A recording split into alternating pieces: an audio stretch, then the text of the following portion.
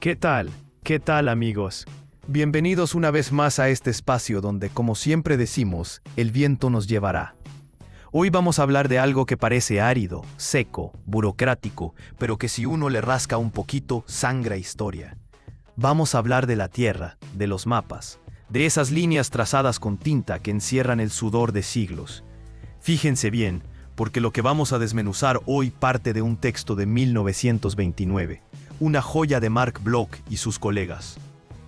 Resulta curioso y hasta un poco trágico ver cómo tratamos nuestra propia historia. Bloch nos cuenta que si un propietario rural va a una oficina de impuestos a ver un mapa porque tiene un lío con sus linderos, nadie se sorprende. Pero ay del historiador que se atreva a pedir esos viejos papeles. Lo miran con una sonrisita, como si su curiosidad fuera un vicio extraño, una paradoja. Y es que, lamentablemente, en Francia, y me atrevería a decir que en muchos de nuestros países latinos, hemos ignorado estos documentos. Mientras que en Alemania o en Inglaterra, los historiadores llevan años devorando los planos parcelarios. Aquí hemos pecado de omisión. Escribir la historia de un pueblo sin mirar su mapa catastral es, amigos míos, privarse de alegría de corazón de una herramienta fundamental. Pero, ¿qué son estos planos? ¿Son simples documentos fiscales? No se dejen engañar.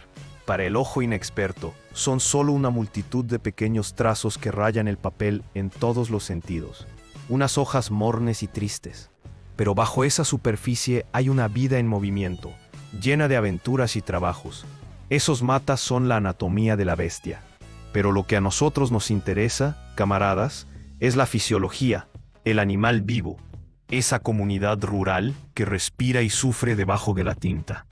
Hablemos del gran catastro, ese monstruo burocrático. En Francia, el catastro general se empezó bajo el Imperio, allá por 1808. Y fíjense qué maravilla, la imagen que nos devuelve ese catastro es la de un campo que todavía no había sido destruido por la llamada Revolución Agrícola. Nos muestra un mundo donde la supresión del barbecho y la desaparición de las servidumbres colectivas aún iban a paso lento. Pero vámonos más atrás, porque ahí es donde la cosa se pone sabrosa. Antes de ese catastro oficial lo que teníamos eran los planes señoriales. Sí, los planes de los señores feudales. Esa feudalidad, como decían en el siglo XVIII, fue la que inventó los métodos que luego usaría el Estado. Y aquí es donde se ve la garra del capital naciendo en el campo. Miren, por ejemplo, un plan de la BUC de principios del siglo XVIII. Uno ve una polvareda de parcelas chiquititas, dispersas, la miseria fragmentada. Pero de repente, ¡pum!, unas manchas blancas enormes, tierras de un solo dueño. ¿Y de quién son? Del señor, claro, o peor aún, de algún burgués de oficio, o de un tal Sebastián de Villar, un mercader y labrador. Ahí lo tienen, el gallo del pueblo, el usurero local que pacientemente fue juntando pedacito tras pedacito para hacer su fortuna. Esa es la historia real, la acumulación originaria dibujada en un mapa. Y no olvidemos la guerra, siempre la guerra. Si miramos los planos de Lorena, vemos otra historia. En el siglo XVII, esa tierra fue devastada por guerras terribles. Los pueblos quedaron desiertos, y cuando los campesinos regresaron, ¿qué hicieron? Se pusieron a cultivar confusamente, donde podían, olvidando las viejas costumbres y los límites. Tuvo que venir la autoridad a poner el alto y redistribuir la tierra para restaurar el orden. El sistema agrario parecía regular en el siglo XVIII solo porque acababan de obligarlos a regularizarlo a la fuerza. Incluso vemos las diferencias regionales que tanto nos definen. En el norte, esos campos largos y estrechos, sin cercas, típicos de los sistemas de campos abiertos.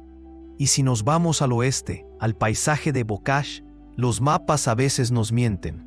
Si el dibujante era perezoso y no marcaba los setos, uno podría creer que estaba en las llanuras abiertas, cuando en realidad estaba en un laberinto de cercas. Hasta los grandes historiadores ingleses se han dejado engañar por esos descuidos. En fin, amigos, el plan parcelario es el principio y el fin del estudio agrario. Es la coraza de esa pequeña sociedad. No podemos entender cómo vivía la gente, cómo se repartía la riqueza, cómo el pez grande se comía al chico si no aprendemos a leer estas viejas cartas. Hay que desempolvar esos archivos, hay que rescatar esos planos que a veces terminan olvidados en la casa de un notario o en una alcaldía perdida, porque ahí, en esos trazos mudos, está la clave de lo que fuimos y quizás de por qué estamos como estamos. Que el viento nos siga llevando y nos vemos en la próxima.